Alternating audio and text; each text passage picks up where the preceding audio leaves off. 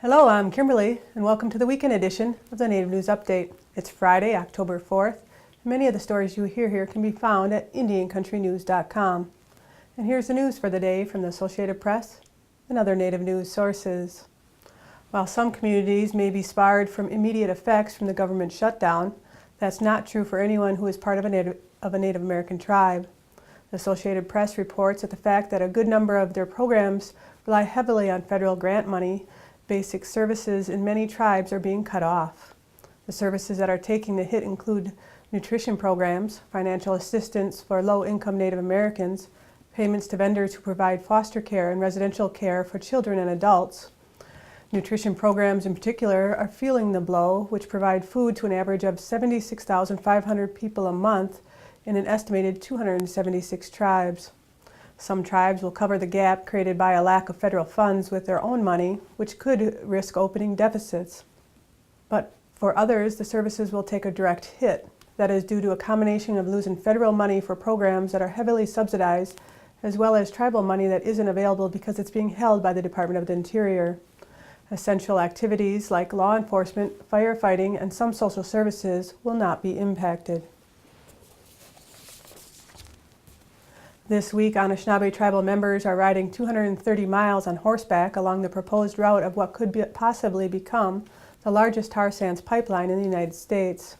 The Enbridge Alberta Clipper Pipeline is currently under consideration by the Minnesota Public Utilities Commission and would run from Hardisty, Alberta, across northern Minnesota and end in Superior, Wisconsin. The ride is organized by the Native American environmental organization Honor the Earth, and according to Executive Director Winona LeDuc, the ride is a spiritual ride and a form of prayer.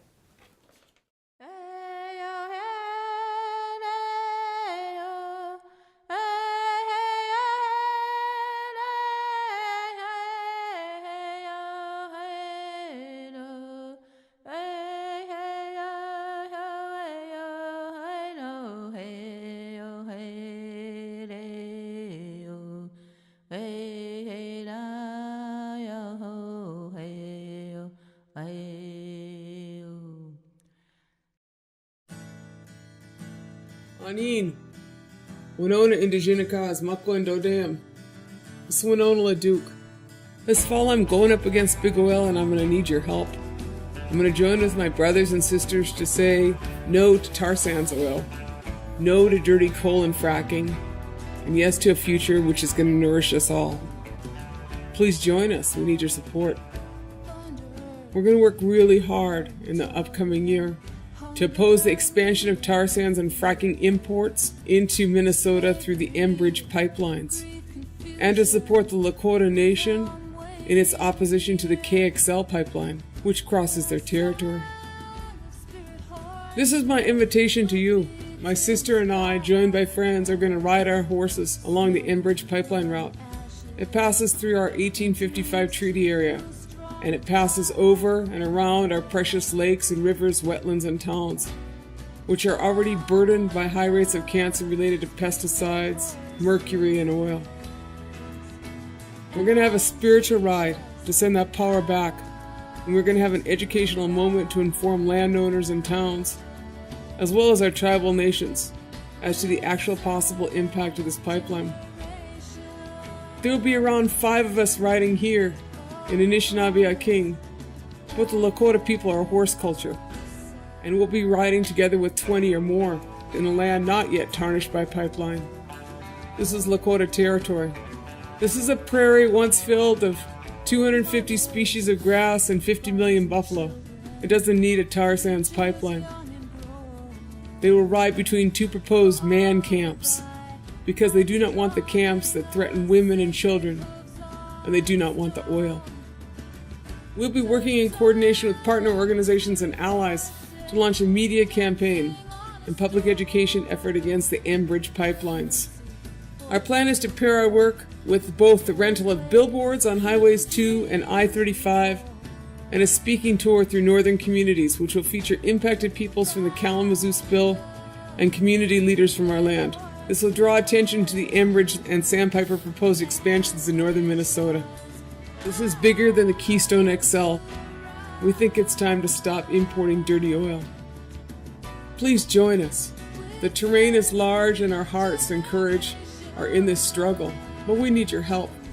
This work needs funding, so I'm asking that you consider a donation to sponsor these rides, to support our media and educational work. I want to thank you for listening to us and pray for you and your family, for all of us, and for Mother Earth. I want to thank you for your time. This is Winona LaDuke for Honor the Earth. Miigwech.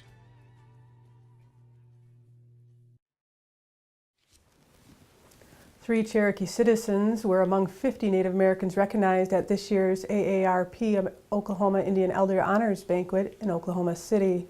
Former Principal Chief Ross Swimmer of Tulsa, Tribal Counselor Jack Baker of Oklahoma City, and author and genealogist Betty Star Baker of Stillwell received a medallion from national and state AARP leaders as elder honorees. The award is given each year to outstanding Native American elders who make a powerful difference in their communities in Indian country and are consistent with AARP's mission and vision to inspire others to service. The 50 individuals honored represent 26 Native American tribes within Oklahoma. In the past 5 years, AARP has honored 250 Indian elders representing all 39 federally recognized tribes and nations in Oklahoma. For more information, you can check out aarp.org/OK. Longtime Lakota physician Dr. Don Pates, who will turn 90 years old in February, recently received the 2013 Hometown Hero Award.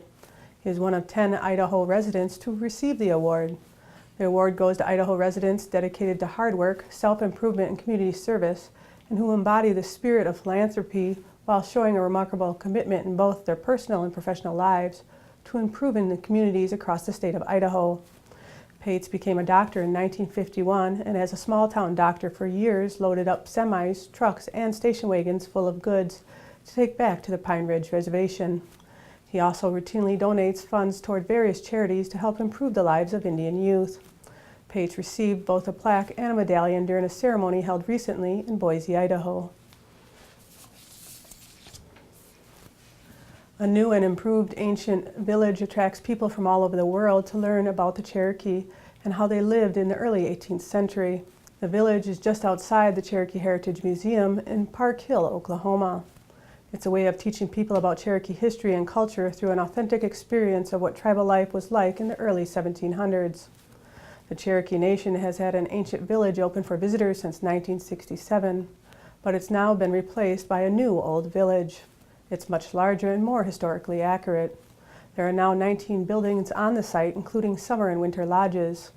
Many are made of clay mud, plus there are interpretive stations and plenty of chances to be immersed in a different culture and time period.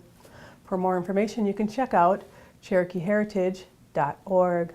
And that's another roundup of news from Indian Country on this edition of the Native News Update. I'd like to thank you for joining me and have a grand day.